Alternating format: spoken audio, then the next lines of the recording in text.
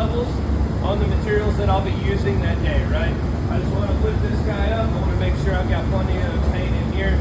I got plenty of partner in there, and so on for these guys, right? So that's going to be the most important thing, is making sure that we've got plenty of supply material, right? The next thing we're going to want to do is, just like these pumps over here, you've got a wet cup, right? So the wet cup on these pumps is right here. We're going to make sure that we keep those wet cups full of TSL, right? Right there. And it's just enough that you get it almost to the top of that cup, right? Now, you're going to notice a little bit of paint, residual paint material in the top of that wet cup.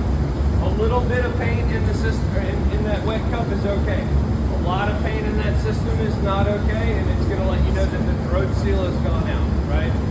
So if you continue to run it past the point where that throat seal has gone out, eventually it's going to overflow out of the pump, leak out onto the floor, and so on. So when you see it, again, a little bit is okay, a lot is not. When you have a lot, give me a call.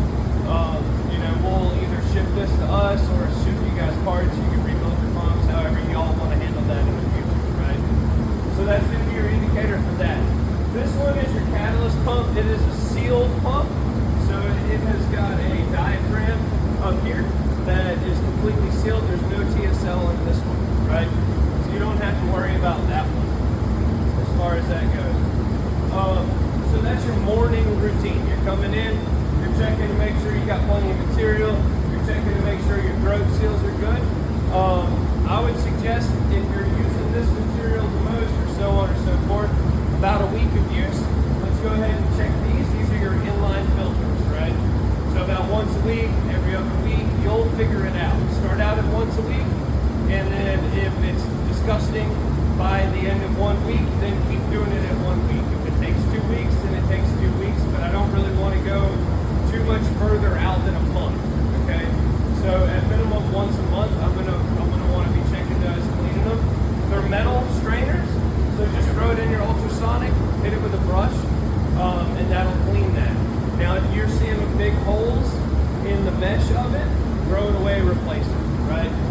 As long as the mesh looks good, it's good to reuse, okay? There's one other service item I want you guys paying attention to, and that's going to be right here. This is your static mixer, okay? This is what takes part A and part B, and it mixes it and twists it up. It kind of looks like this, okay? Go ahead and pass that around. And it looks like a corkscrew, right? Well, it turns that material some god-awful number of times. I forget, it's a lot, right? But what that does is that ensures that part A and part B are appropriately mixed and go out to the gun in a consistent pattern at that ratio, right? 10 to 1 or 20 to 1 ratio. I had a customer who let this go 6 months without cleaning it, okay? That customer had to purchase a new setup completely. How much is that? I am not the money guy. I can't tell you the answer to that, but it is not cheap, right? It is good to have an extra one if you're going to be really relaxed on your maintenance and just kind of goof off when it comes to that. But you can take this off on a Friday, right? Throw it in the ultrasonic cleaner, turn it all the way to its maximum amount of everything, heat, time, leave it in there over the weekend, it'll turn off automatically, leave it sit, come in Monday morning, push those little guys out of it. I use a T-handle Allen wrench, right? And I just push them out, clean them with a toothbrush, put them back in, bottle washer, clean up in through there, right? And that's about how often? Once a month. So you're going to discover that, but on a minimum, I want you doing it once a month. I'd like you to start out with the same process as these filters, once a week, maybe every other week, no less than a month, right? Or no more than a month. And also the fact that we typically spray Monday through Thursday, and then we're not here Friday, Saturday, Sunday, does that change anything about what you're describing? Now that actually just improves you guys' ability to keep stuff moving, right? Because now I can do it on a Thursday, and it'll sit in there a little bit longer. Got it.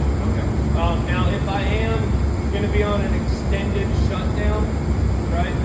Like for a long period of time, a week, 2 weeks, whatever, I'm going to try to flush my pumps out, right?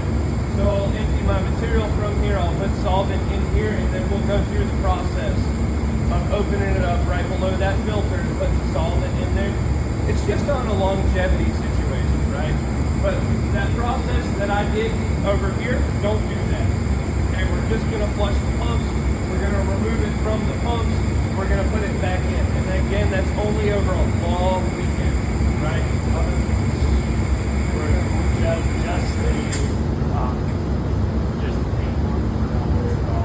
Yeah, I would never do that with my catalyst. It's just my paint pumps. This guy, it's sealed, it's contained, it's safe, it's good. Nuclear bomb goes off, the next day your catalyst is still gonna work. Okay? So let's leave it in there, let's not mess with it at all. We're just gonna refill it, close it back tightly. On that note, this right here is a desiccant dryer, right? So it's pulling the moisture out of the air. Always leave this ball valve open unless we're going for that weekend or that long week off, right? Then I'm gonna go ahead and close it, make sure it is entirely sealed, right? Pay attention, these colors are gonna change. You're gonna go from blue to pink. When they're pink, replace it, right? Call us, we'll get you another one, no problem. So that could take a good long while, or it could go quick depending on the humidity in your environment, right? Doesn't seem to be real humid in here right now, but that could change, right? So just be mindful of that. If you got a lot of pink, you know you're pulling moisture in here. If you get moisture in this, what'll end up happening is it'll crystallize around the edges, right?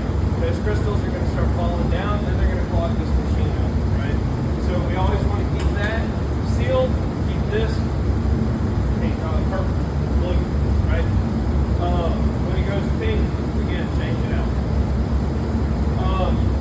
So that's how does this one empty?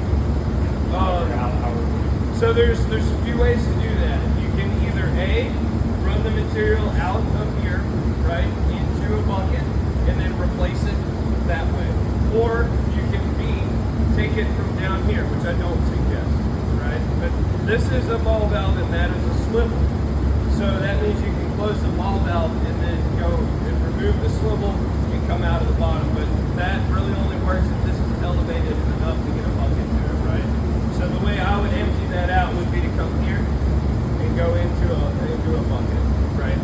Effectively, if we're closing down for 2 weeks, we still have about 5 gallons of material. Yes. We need to get a pail. Yes. Bring it into that pail. Close the pail up. Solvent in here. Solvent in there. Run it through. So solvent. Come back after the break. Get all the solvent out. Correct. Pour that bucket back in. Reprime it all. Exactly right. Yep. You got a good understanding of what I would do. That's how I would operate if I was the owner. What's the maximum leave it in there? You can go 4 or 5. I mean, really, you could do that for an entire time period, right? It's just best practice to do it like that. Your 3-day weekends, Friday, Saturday, Sunday, don't worry about it, right? But if I got like a 5 or 7 days, that's when I'm going to start thinking about it. And honestly, if you forget, it's likely not going to hurt you, right? It's just you don't want it to be your practice. It's just an opportunity to clean the pump out, flush the